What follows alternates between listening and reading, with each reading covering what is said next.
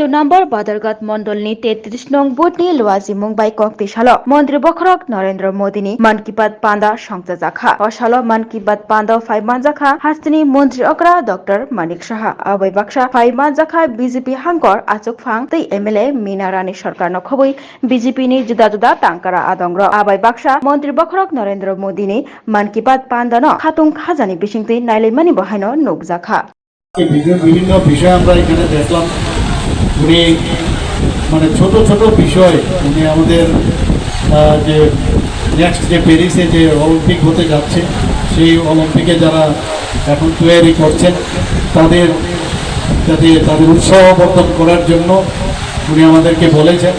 আমরা সবসময় সেটা করি। গতকালও আমরা দেখলাম যে আবার বহুদিন বাদে T20-তে আবার ভারত আবার মানে সর্বোচ্চ আসনে চ্যাম্পিয়ন হয়েছে।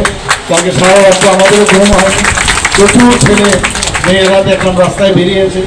সবাই একটা মানে উৎসাহ সেটা ছিল। খেলাধুলার সাথে ভারত এখন যে জায়গায় গেছে, আগে অলিম্পিকে একটা মেডেল পাওয়া মানে দুঃসাধ্য বিষয় ছিল, সেটা আমরা এখন পাচ্ছি।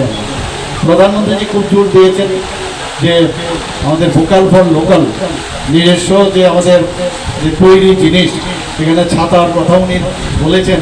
কীভাবে কেরালার একটা অজগায়ে কীভাবে ছোটো ছোটো আমাদের যে মা বোনেরা, ছোটো ছোটো মেয়েরা থেকে আরম্ভ করে আমাদের মা বোনেরা একটা ছাতা তৈরি করে, সেটা শুধু ভারতবর্ষে না এবং কোয়ালিটি সেটা বিদেশেও দিচ্ছে। তো কেননা এতে করে উদ্বুদ্ধ হয়ে আমাদের ত্রিপুরাতেও এরকম বহু জিনিস আছে যেটা আমরা এতে কিন্তু উদ্বুদ্ধ হয়ে আমাদের সরকারের মাধ্যমে এবং যারা আমাদের এসএইচজি গ্রুপ তাদের মাধ্যমে সেটাও আমরা করতে পারি এবং সেটাও তার প্রচার প্রসার ও মাননীয় প্রধানমন্ত্রীজির কাছে আমরা পাঠাবো। বহু আমাদের এখানে জিনিস আছে যেগুলো আমরা এখানে করছি।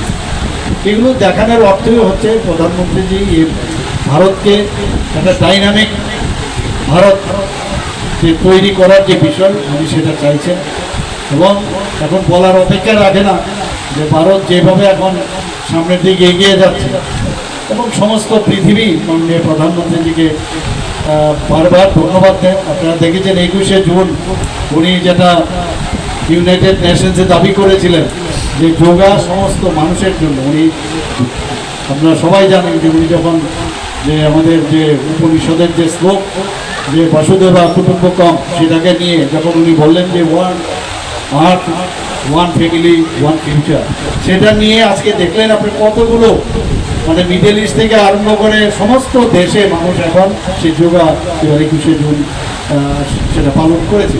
আমাদের ত্রিপুরাতেও আমরা করেছি। তো এক একবার উনি যেসব ইনোভেটিভ এবং মানুষের স্বার্থে কাজ করেন সেগুলো কিন্তু দেখার বিষয়।